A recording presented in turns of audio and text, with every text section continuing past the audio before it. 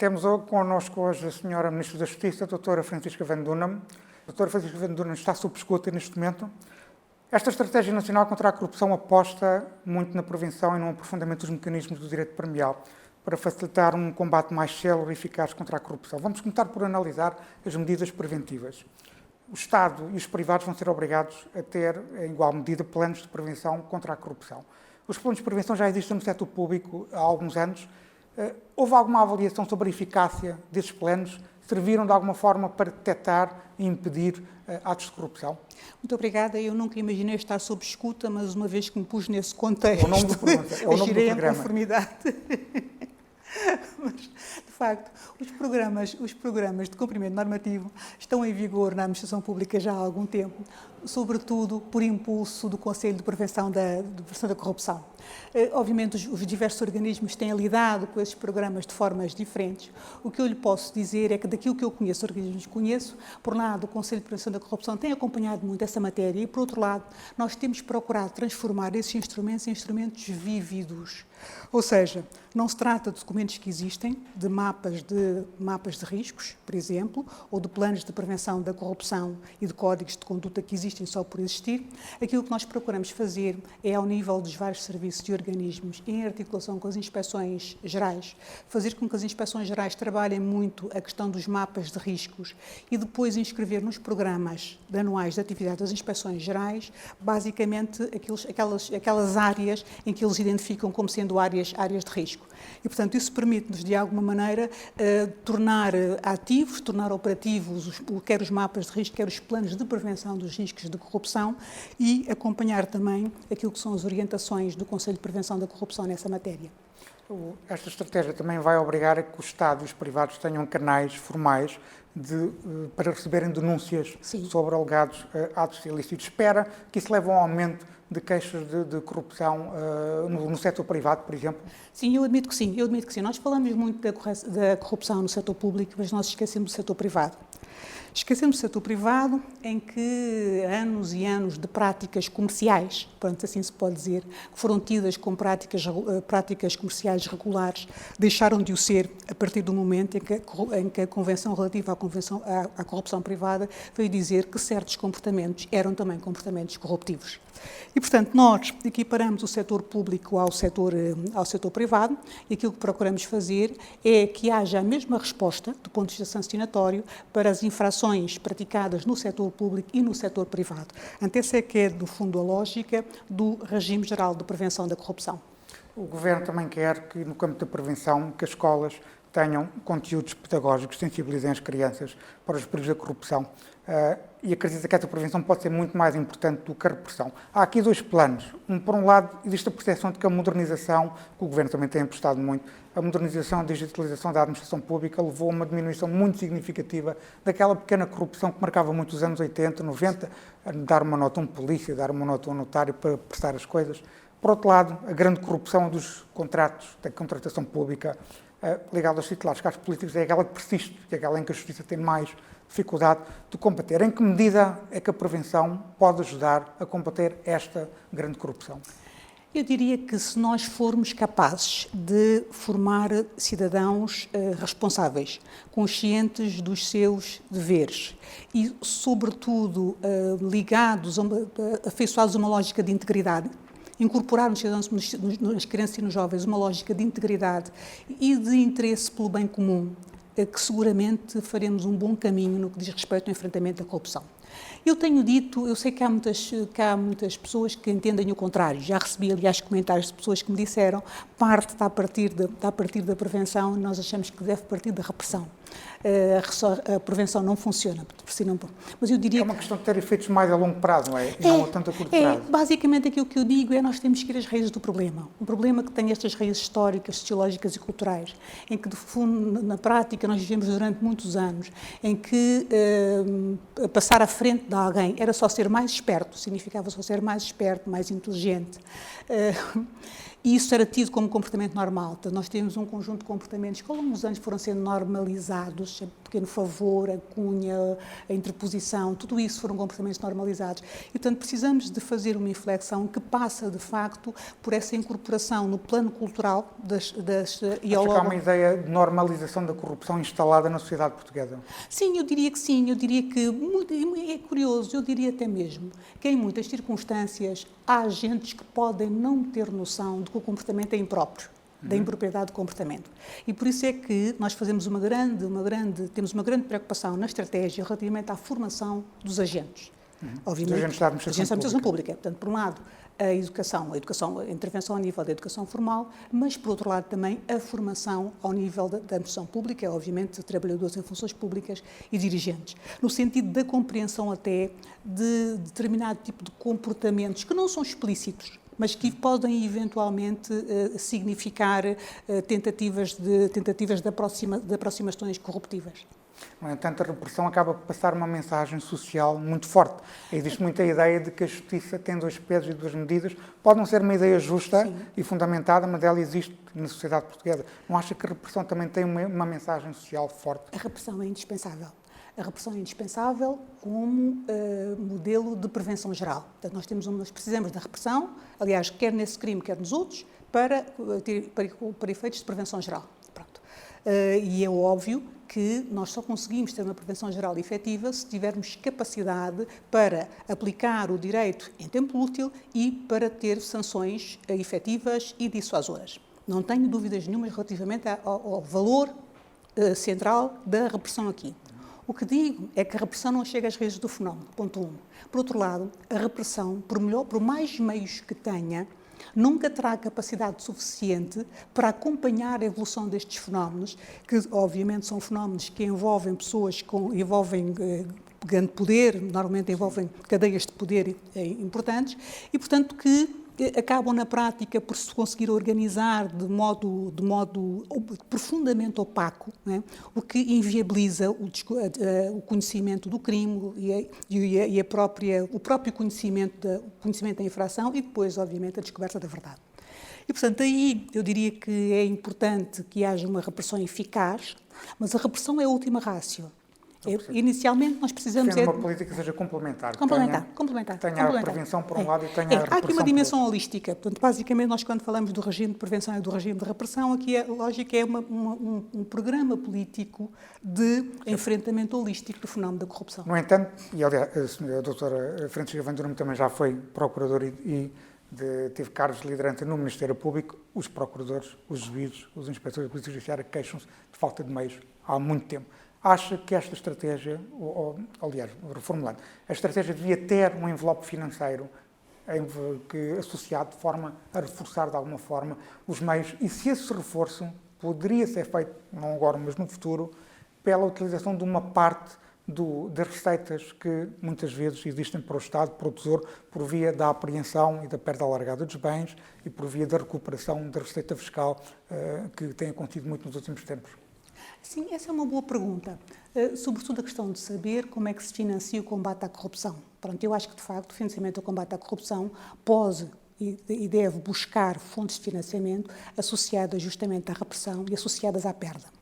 Nós temos a noção de que, efetivamente, nesse tipo de fenómenos, provavelmente para os agentes é mais grave até perderem os bens do que propriamente a sanção penal privativa de liberdade. Nós temos mecanismos muito avançados nessa área. Nós temos um mecanismo excelente que foi adotado em 2002 pela Lei 5/2002, ao tempo do então Ministro da Justiça António Costa, que permite a perda alargada de bens. O que temos é, ao nível do território depois, intervenções em termos de perda alargada de bens muito dispares. Temos áreas do país em que, de facto, se percebem que em muitos processos o Ministério Público intervém não só pedindo a investigação patrimonial, como requerendo a perda alargada, e noutras áreas de território não. Portanto, era preciso que houvesse alguma maior simetria aí nessa matéria. Mas ver no futuro assim com bons olhos que a parte desses bens venham nós neste momento já uma parte desses bens já financia neste momento a modernização. Sim. Por exemplo, as viaturas automóveis, já financia a modernização. E quanto à questão dos meios, eu acho que é efetivamente uma questão importante e que nós não devemos descurá-la. O que é que eu tenho dito sobre os meios? Eu tenho dito basicamente o seguinte: é indiscutível que nós precisamos de acompanhar a justiça ao nível dos meios para combater o crime grave e organizado e, em particular, a corrupção. Temos é que nos entender sobre o que queremos sobre meios. Que meios queremos? Pergunta-me, esta estratégia tem um envelope. Eu digo que a estratégia já tinha pressuposto um envelope. Eu tenho pressuposto um envelope na medida em que, nos últimos 4 anos, por exemplo, o Centro de Estudos Judiciários voltou a admitir magistrados e que, relativamente ao Ministério Público, entraram mais de 250 magistrados. Pode dizer-se também que envolve um pacote, na medida em que, por exemplo, relativamente à Polícia Judiciária, nós temos reforçados os efetivos e a nossa lógica é trabalhar com regularidade. O problema que temos tido são os déficits ocasionais resultantes de quebras. Portanto, há quebras ao nível do recrutamento. E acho que a regulação do recrutamento é uma boa política, porque permite estabilizar, faz com que não haja depois saídas abruptas de grupos grandes de pessoas, porque quando deixa-se recrutar durante muito tempo, depois tenta-se a fazer recrutamentos massivos, o que pode prejudicar a qualidade, por um lado, e depois, por outro lado, pode levar também a saídas ao mesmo tempo de um grupo grande de pessoas. Então, a nossa lógica é regularizar isto e depois, por outro lado, fortalecer os meios de investigação da Polícia Judiciária, capacitar melhor a Polícia Judiciária, quer no que diz respeito à perícia financeira contabilística, quer também no que diz respeito às perícias informáticas, que era uma área que estava fragilizada. É uma área importante.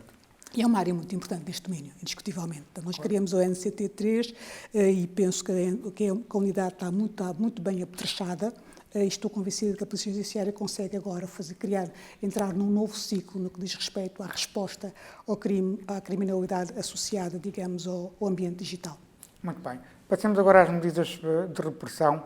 A grande aposta passa pelo aprofundamento das figuras do direito premial da justiça negociada, que já existe na nossa lei há muito tempo. Vai haver um aprofundamento dessa matéria. De forma resumida, será possível ao Ministério Público fazer um acordo com um arguido ou um suspeito de um crime, recebendo prova documental com base na confissão livre e sem reservas do arguido, e em troca propor uma dispensa de pena ou atenuação especial de pena, que tem regras especiais, já falaremos mais à frente, propor essa atenuação ou dispensa ao juiz de julgamento. A Ordem dos Advogados diz que é um sistema de delação premiada. A senhora Ministra diz que não. Gostava que explicasse aos nossos leitores porque é que isto não é um sistema de delação premiada. Eu acho que nós não devemos dedicar-nos a jogar com as palavras.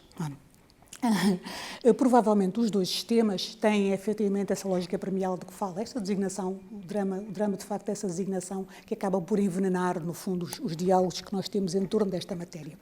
Mas, essencialmente, aquilo que nós temos em causa é o Instituto da Dispensa da Pena, que sempre existiu, desde o Código Penal é Código Penal, sempre existiu para vários crimes. E que existe no que diz respeito à corrupção, pelo menos desde 1999, para o corruptor ativo, em que se previa, essencialmente, que o corruptor ativo, desde que denunciasse no prazo de 30 dias, devolvesse a vantagem que tinha recebido, ficava dispensado da pena.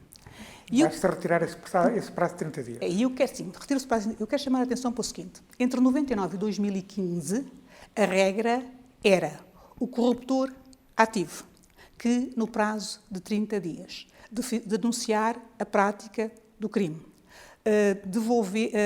retirar a oferta que fez, a oferta que terá feito, é dispensado da pena. Não é pode ser, é dispensado da pena. Em 2015 passou a ser pode ser dispensado da pena. O que é que neste momento nós estamos a fazer? Basicamente o que fazemos é, nós retiramos o prazo de 30 dias, pois embora a circunstância de se perceber que o prazo de 30 dias, que é um pouco burocrático, mas tem a ver com a frescura da confissão. Claro. A pessoa foi aquele momento, foi aquele tempo, por um lado, e por outro lado... Também não aconteceu praticamente nenhum caso nessa situação. Não creio que haja nenhum caso. E depois, por outro lado, o que fizemos foi, deixamos de colocar nas mãos do juiz a capacidade de decidir se sim ou não naquele caso se aplica, ou seja, a dispensa aplica, verificados os requisitos, ou seja, a confissão integral e sem reservas, a retração do agente e, obviamente, feita a prova, porque não basta que o agente apareça a fazer uma confissão, é necessário que o Ministério Público, com base nisso, obviamente, vá e faça a investigação e obtenha a prova. E, portanto, se tudo bater certo, se a confissão do agente bater certo com a prova que foi produzida, se o agente tiver solicitado a devolução da promessa, ou retirada a promessa, aí, nesse caso, a pena é dispensada. Não há aqui nenhuma negociação, não há nenhuma de vocês denunciam esta situação e nós damos isto. Não, a questão é essa, é que não há aqui propriamente uma negociação entre o Ministério Público e arguido. Aquilo que há é a aplicação do Instituto das verificados os respectivos pressupostos. E, portanto, nós excluímos a parte justamente da negociação. Agora, há aqui regras claras. A dispensa só poderá ser proposta em casos em que o arguido tenha denunciado os factos antes de ter praticado o crime, por um lado. Por outro, os arguidos que tenham praticado efetivamente o crime não podem ser alvo de dispensa de pena, só atenuação especial. Só duas notas, Gostava que explicasse um bocadinho a distinção. Só duas notas que eu queria deixar, que é, por um lado, é preciso que essa denúncia seja feita antes de iniciar o procedimento criminal. Nós excluímos dessa situação o agente que, no contexto de um processo criminal, e admitindo, obviamente, com fundamento ou não, que existe a prova contra ele, se sinta constrangido a fazer uma confissão. Essa hipótese não está incluída na dispensa da pena. A hipótese que nós colocamos é antes de iniciar o procedimento criminal, por um lado. Depois, por outro lado, se tratar de corrupção por ato ilícito, só está abrangido pela dispensa se não tiver praticado o ato. Mas se o ato ilícito já tiver sido praticado, já não há qualquer hipótese de ele ser abrangido pela dispensa. Queria também chamar a atenção para dar uma outra nota, que é que a dispensa da pena não inibe o Ministério Público de requerer a perda dos bens, obviamente no caso, e nomeadamente também de requerer a perda alargada. Ou seja, podem perder os bens ilícitos que tenham sido adquiridos com fundos ilícitos. Ou seja, tudo aquilo que seja, todo o património que não seja conforme com as declarações de rendimentos. Eu tenho falado com procuradores e inspectores sobre estas propostas. Obviamente, uma coisa é sempre as ideias que nós temos, outra coisa depois é o lado prático das mesmas, que obviamente deve ter sido pensado. No entanto, há aqui algumas reservas, algumas dúvidas sobre o lado prático destas propostas. Acredita que haverá aqui, nomeadamente pelo facto de poder não haver incentivos suficientes para quem de facto praticou o crime, não quem não tenha praticado, mas quem praticou o crime, para colaborar, ou seja, não tendo dispensa pena, mas sim uma atenuação especial de pena. Acredita que haverá, de facto, aqui uma maior colaboração entre o Ministério Público e os arguidos, no sentido de que a descoberta material da verdade seja efetivamente... Eu acho que sim, uma vez. Nós estamos aqui nós estamos a trabalhar com um contexto de excepcionalidade. Ou seja, nós temos uma situação excepcional, aliás, como sabe, há um conjunto de crimes que, pela sua excepcionalidade, sempre tiveram ao seu dispor meios especiais de investigação. Meios especiais de investigação e também uma outra visão no que diz respeito às relações, à avaliação que se faz no domínio, eu diria quase o domínio ético, da relação entre os vários agentes do processo penal.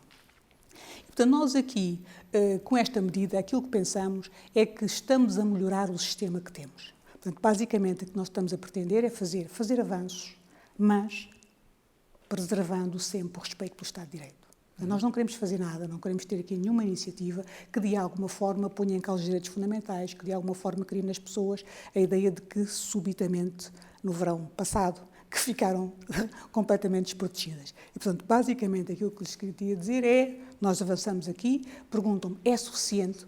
Pode não ser, mas neste momento é a proposta que nós fazemos. Sendo que, obviamente, a nossa proposta é uma proposta aberta, uma proposta, esta como as outras, são propostas que estão sujeitas à discussão, que nós queremos que seja uma discussão intensa e que envolva todas as pessoas que, de alguma forma, tenham conhecimento, tenham competências e que se interessem por estas matérias.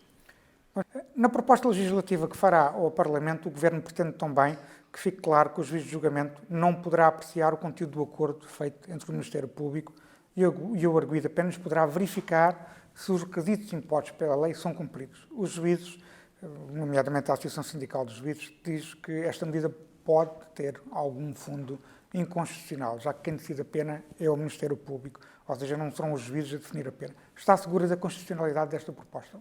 Estou. Eu diria que a questão do parâmetro, para uma medida ser inconstitucional, é preciso sabermos à luz de que parâmetro, e esse parâmetro, confesso que ainda não percebi qual é.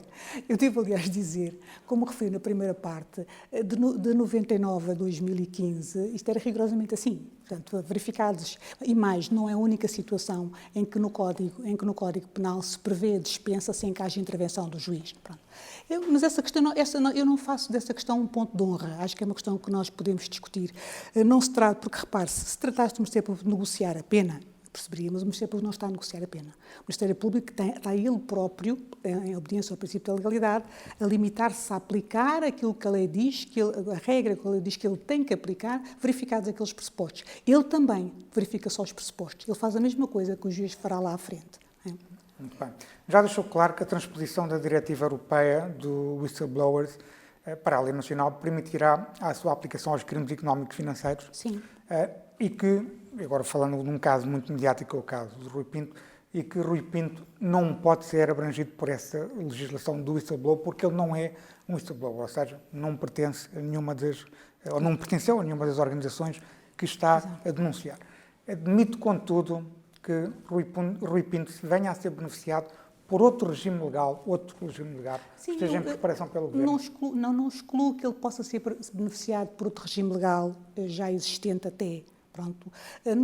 Creio que esse caso vai levantar, eu já disse isso, vai levantar questões muito interessantes, nomeadamente a questão de saber em que medida é que o auxílio relativamente o auxílio num processo pode ser utilizado para outros processos, não naquele em que ele está a ser julgado, pronto, e sobretudo vai colocar questões, vai obrigar-nos a ver a outra luz as questões da prova e da legalidade da prova, da legalidade dos meios de obtenção da prova.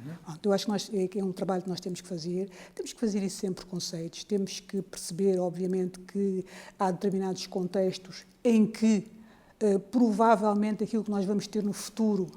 Acha que a prova proibida, o conceito atual de prova proibida, deve evoluir, deve ter um novo enquadramento? Tem que evoluir, mas com um novo enquadramento. Ou seja, não podemos fazer uma evolução sem termos um suporte legal.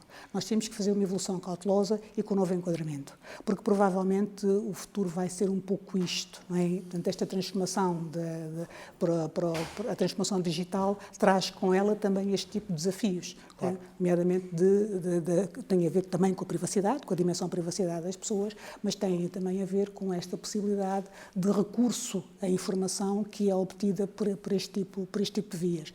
Podemos banalizar isso? Eu penso que não. Nós não podemos nem devemos banalizar isso. Acho que há aqui questões relacionadas com a proteção de dados pessoais. Os dados pessoais hoje se integram na categoria dos direitos humanos e, portanto, essa zona é inviolável. Agora, penso que há uma outra ponderação a fazer quando, no fundo, nós estamos a viver em sociedades que também estão em risco pela percepção que existe da incapacidade que têm de dominar certo tipo de fenómenos. Pela percepção pública de certos fenómenos dominam toda a sociedade e que, obviamente, põe em causa as estruturas do Estado, não é? A confiança que os cidadãos devem ter no Estado e alimentam muito a ideia e alimentam, obviamente, forças populistas, alimentam muito a ideia de que toda a ação pública está associada à malversão de bens públicos, está associada à apropriação privada de bens públicos ou associada, no fundo, à utilização de cargos para interesses privados. Ao fim e ao cabo, a Sra. Ministra está a dizer que a Justiça não pode ignorar matérias que, quando caem na opinião pública, quando caem no espaço público, não pode ignorar essas matérias por meros formalismos. Toda a evolução do processo penal se fez nessa lógica. Ou seja, o processo penal foi evoluindo. Repare, quando é que nós passamos a utilizar métodos especiais de investigação? Quando apareceu a droga. E quando a droga se tornou um flagelo.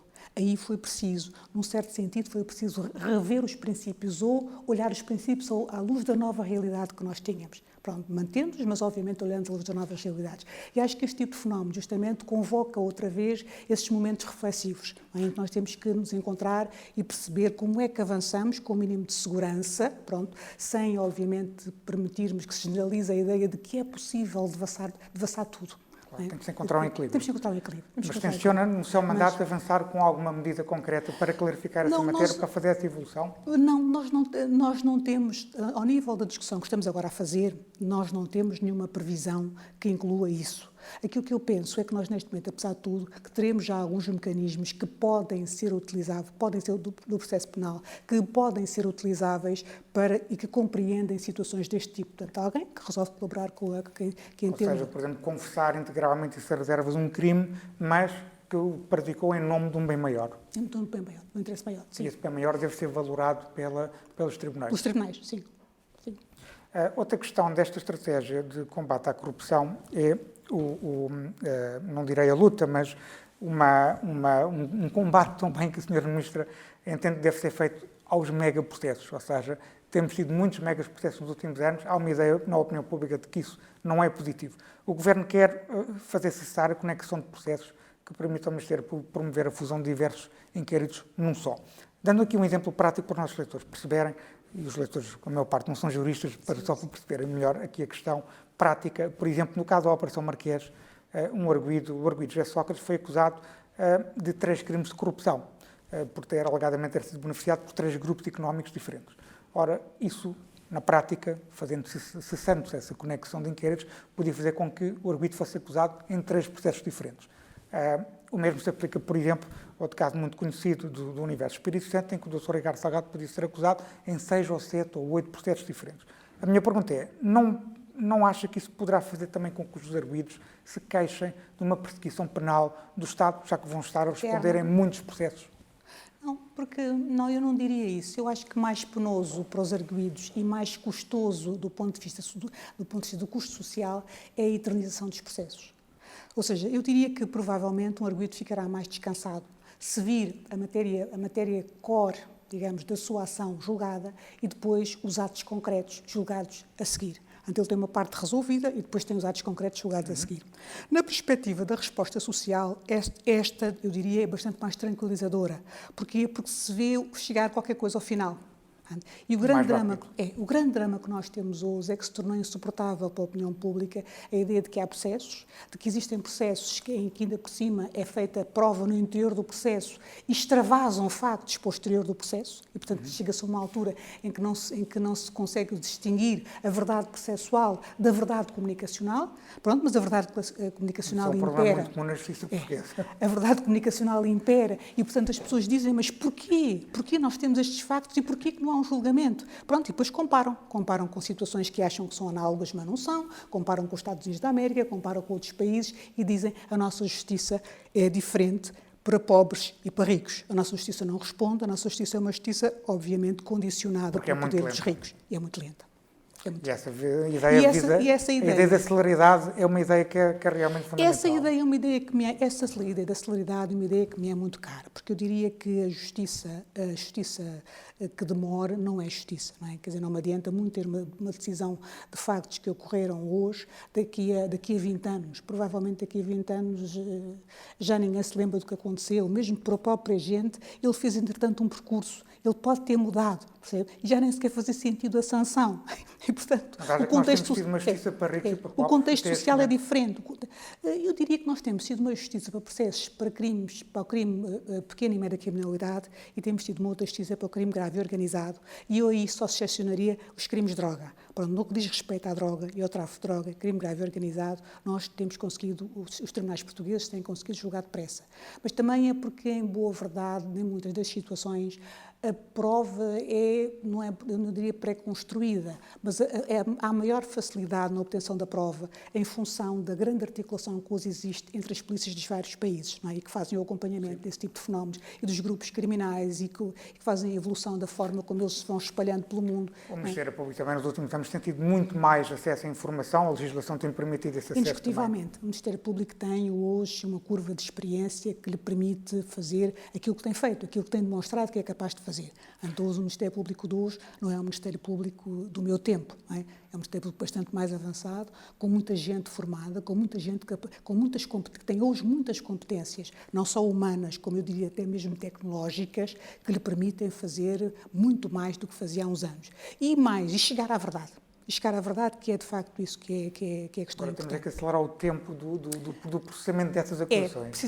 Precisamos disso nesta fase e precisamos também na fase de julgamento. Pronto, porque o Ministério Público, de facto, pode eventualmente acelerar na fase de inquérito, mas se chegado ao julgamento, como sabem, julgamento é necessária a reprodução de toda a prova que foi produzida no inquérito. Se nós chegamos ao julgamento e tivermos que fazer a reprodução da prova, nós teremos provavelmente o mesmo tempo ou mais tempo do que aquele que o Ministério Público demorou a organizar o inquérito. Não é? Isso já aconteceu.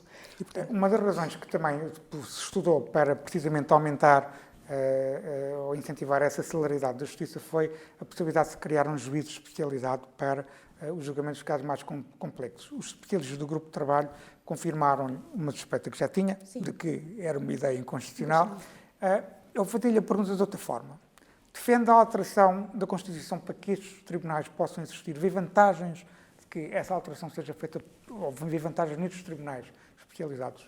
Não, eu acho que nós temos ainda recursos em termos de especialização que nos permitem não avançar para tribunais especializados. Eu explico porquê. A questão dos tribunais especializados é uma coisa que ainda divide, não une, divide a sociedade portuguesa.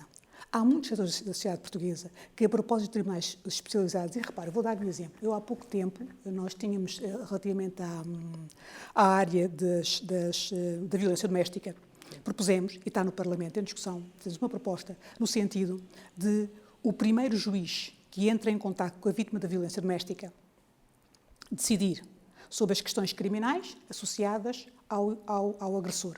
E, portanto, decide, se afasta, e decide também sobre as questões cíveis e de família menores. Se a vítima, por exemplo, tiver filhos, esse juiz decide provisoriamente sobre a guarda dos filhos.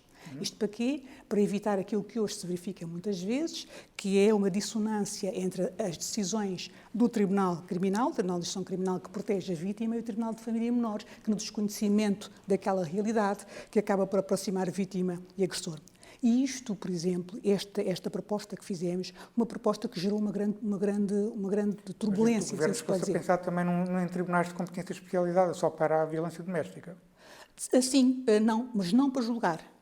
Não para julgar. Aquilo que nós pensamos é esta proposta que estou a falar e que está exatamente no Parlamento. Okay. Era não para julgar, não se tratava de julgar, tratava-se de um juiz fazer a apreciação provisória das medidas que fosse necessário tomar de promoção e proteção das crianças, no caso das vítimas com crianças, não é? Como nós. Okay, compreendo. Mas neste momento não há...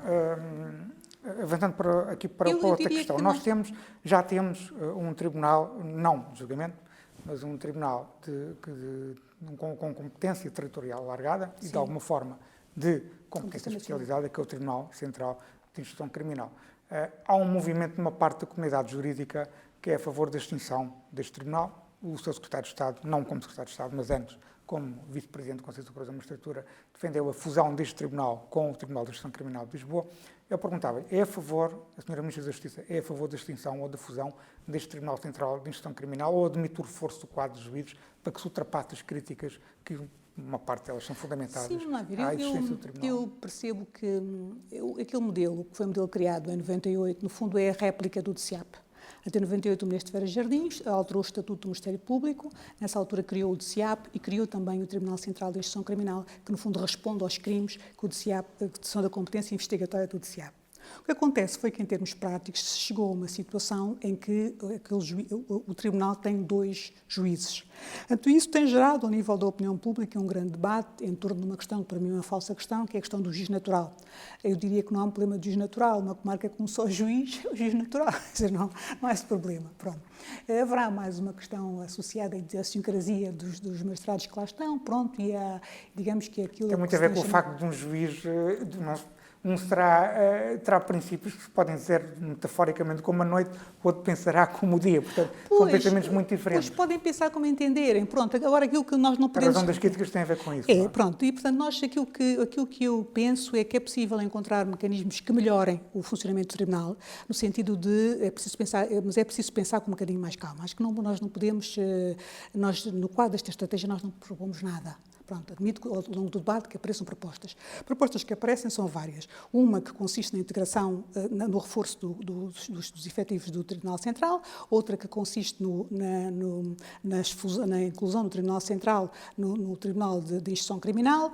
Haverá também propostas de especialização, de criação de um Tribunal Central, mas deslocalizado. Portanto, começam a aparecer muitas propostas em torno disso. Eu acho que nós temos que parar um bocadinho, pensar, ponderar. Pronto, percebo que a É situação... também a favor da estabilidade do sistema, ao fim e ao cabo. Eu sabe que eu sempre fui contra a ideia de legislar por legislar, de alterar por alterar. Acho que o sistema precisa de alguma estabilidade. As pessoas precisam de sentir algum conforto, assim se pode dizer, e de sentir que estão bem sentadas, não é? Quer dizer, não podem estar em permanência na ideia de que amanhã tudo muda, amanhã tudo pode mudar. Portanto, Mas também haver bons resultados, ver como positiva a experiência destes quase 30 anos da existência desse tribunal.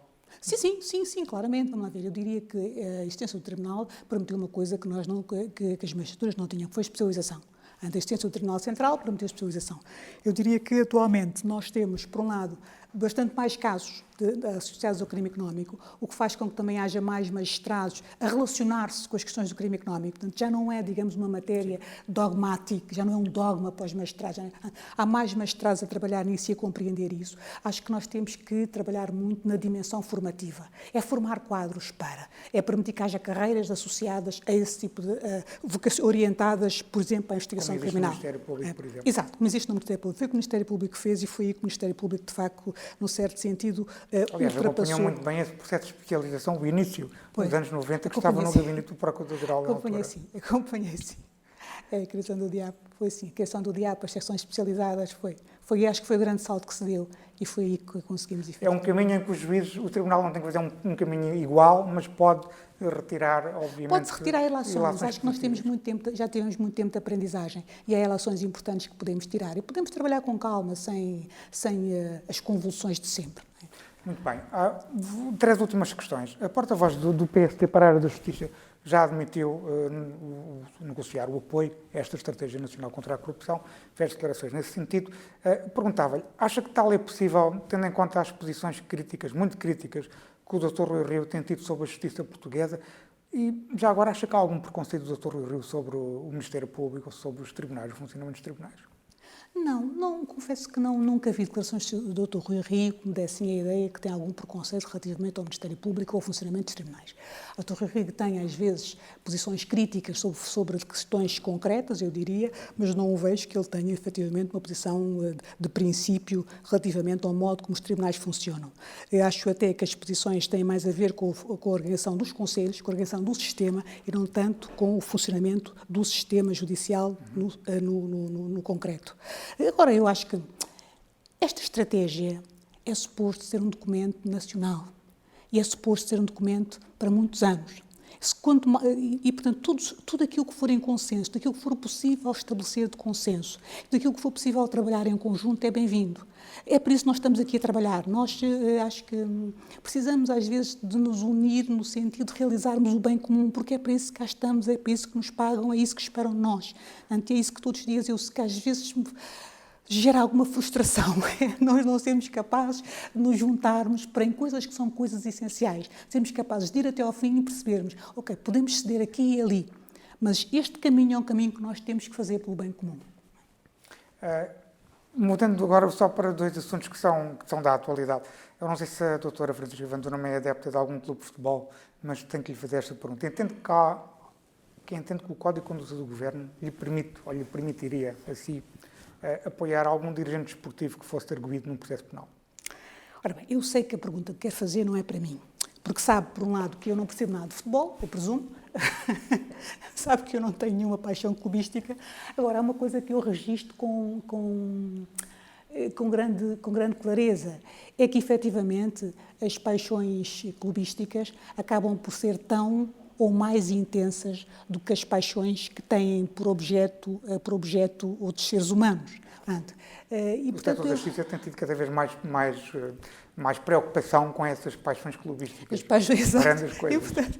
E, portanto, o que lhe posso dizer, digo-lhe relativamente a isso, pronto, podia acontecer, de facto, eu ser uma tifose, estar. E, portanto, eu acho que, se quer que lhe diga, a resposta que lhe dou para isso é esta. Há uns anos atrás, estive cá numa conferência organizada pela Procuradoria-Geral da República, o Edoui Plenel, que era, à época, a diretora do Libération. E discutia-se na conferência uma questão associada ao presidente François Mitterrand. O presidente François Mitterrand, que se tinha descoberto que tinha uma filha fora do casamento. e perguntava se era possível. É uma história muito conhecida. Como é que era possível? E pronto, se achava que um chefe de Estado não estava obrigado à verdade, não estava obrigado à transparência. E o Planel disse, bem, isto é uma matéria de paixões e eu acho que nessa matéria cada um tem direito à sua contradição íntima. É esta a resposta que lhe dou. Deixe-me avançar aqui para a penúltima questão. A senhora Ministra foi criticada recentemente na opinião pública por duas situações. Em primeiro lugar, por ter contratado para o seu gabinete o conselheiro Lopes da Mota, que enquanto Procurador-Geral Adjunto foi sancionado disciplinarmente por ter pressionado dois procuradores do caso Freeport, alegadamente a pedido do engenheiro José Sócrates. Isto uma situação, outra situação, por não ter nomeado para a Procuradoria Europeia uma magistrada do TCIAP que ficou em primeiro lugar no respectivo concurso, preferindo escolher o segundo classificado, o Procurador José Guerra. Por que razão tomou estas decisões que foram alvo de alguma polémica? Eu explico porque acho que é porque nós precisamos ter capacidade para falar sobre as coisas abertamente, claro, e não criar permanentemente este tipo de nuvens que se adensam sobre as pessoas e que geram este... Ora bem, o Dr. José Luís Lopes, o Sr. Conselheiro Lopes da Mota, foi sancionado pelo Conselho Superior do Ministério Público por ter dito a dois colegas magistrados do Ministério Público que estavam a instigar um processo que, naquele caso, um processo que envolveu o engenheiro José Sócrates, que naquele caso entendia que não seria corrupção para ato ilícito, mas provavelmente seria para ato lícito e que estaria prescrito. O Conselho Superior do Ministério Público sancionou, o Sr. Conselheiro Lopes da Mota cumpriu a sanção, foi reabilitado. Depois dessa reabilitação, candidatou-se ao Supremo Tribunal de Justiça. O Supremo Tribunal de Justiça entendeu que ele tinha condições de integridade para integrar o mais alto tribunal do país. É conselheiro, tem obviamente a sua atividade como conselheiro. Eu acredito na ressocialização. Eu não vejo nenhuma razão para o Sr. Conselheiro Lopes da Mota ter uma pena perpétua.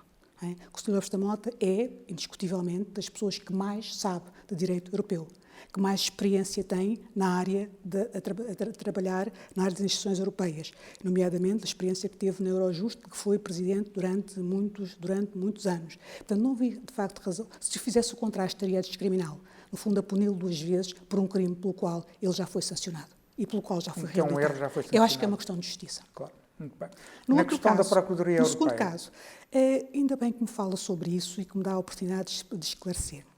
A Procuradoria Europeia, o governo português teve a grande preocupação de fazer a escolha do Procurador Europeu através de um processo transparente. O Ministério da Justiça podia ter indicado ele próprio um candidato, não o fez. O que fez foi pedir ao Conselho Superior do Ministério Público que organizasse um concurso. E porquê? Porque o Procurador Europeu é também um Procurador Nacional. E, portanto, eu entendo, como sempre entendi, que, tratando-se de um magistrado, que o Conselho Superior do Ministério Público, que tem constitucionalmente as funções de gestão da magistratura, deve ter um papel central. O Conselho Superior do Ministério Público fez um concurso e fez uma seleção de magistrados. Colocou o Sr. Procurador José Guerra em primeiro lugar, depois um outro procurador, Sr. Procurador-Geral Adjunto, e depois a Sra. Procuradora, que recorre agora, em terceiro lugar. Esse é o lugar da Sra. Procuradora na escala interna. E, entretanto, o processo prosseguiu e houve um painel internacional que fez uma seleção de candidatos. Essa seleção não é vinculativa, aliás, os documentos que me foram enviados dizem todos isso. A seleção que o painel internacional fez foi esta, mas a escolha não é vinculativa para o Conselho. Porquê que eu entendi que devia ser o Dr. José Eduardo Guerra? Em primeiro lugar, pelo respeito para o Conselho Superior do Ministério Público. Nós não podemos só falar do Conselho Superior do Ministério Público e querer respeitar o Conselho Superior do Ministério Público quando nos interessa. O Conselho Superior do Ministério Público é um órgão constitucional. O lugar de que nós estamos a falar é um lugar de direção de uma magistratura internacional, ou seja, é um lugar que corresponde ao de Vice-Procurador-Geral da República. E aquilo que nós tínhamos eram 2 magistrados que tinham a mesma categoria profissional, tinham a mesma valia do ponto de vista das classificações, sendo que um estava em 21º lugar e outro estava em 221. Ora bem, seja o que for. Escolheu o que estava mais acima. Estava e seguiu a orientação do Conselho. Ou seja, não só respeitei, como entendi que devia, como fiz noutras ocasiões, aliás, o Conselho Superior do Ministério Público, como, considerando a estrutura hierarquizada do Ministério Público Nacional e a ideia de que o Ministério Público Europeu não visa criar uma distopia no que diz respeito à estrutura do Ministério Público Nacional, obviamente, se quer que lhe diga, provavelmente, se tivesse que escolher, eu teria escolhido o Procurador-Geral Adjunto. Porque o senhor, quando escolhe um Procurador-Geral da República, não vai escolher um Procurador da República, escolhe um PGA. É essa a categoria de topo. E este lugar é um lugar de topo. Portanto, não tendo o Conselho decidido que era o Procurador-Geral Adjunto, que havia um único, pronto, e tendo como Procurador da República, obviamente, ao tomar a decisão final, eu não poderia escolher o Procurador da República que tem menor antiguidade no cargo. Sendo que os dois, do ponto de vista da classificação, do ponto de vista técnico, estão rigorosamente iguais. Nada a dizer. O Dr. José Eduardo Guerra está 221 lugares acima da outra senhora. É tão só. Muito bem. Uma última pergunta. Sobre as presidenciais. A senhora Ministra é reconhecidamente uma mulher do espaço moderado da área do centro-esquerda, com um passado pessoal que luta contra o colonialismo, de recusa de totalitarismos. Já decidiu em quem vai votar nas próximas presidenciais? Marcelo Rebelo de Sousa, Ana Gomes, Marisa Matias ou João Ferreira? Ou vai seguir o conselho de Em quem eu do voto, Primeiro-Ministro? nem às paredes confesso. Mas confessarei no dia ao boletim. Agora, juro-te. Então não vai manifestar nenhum apoio público a nenhum dos candidatos? Não, isso não farei. Isso não farei. Muito bem. Muito obrigado. Eu é que agradeço.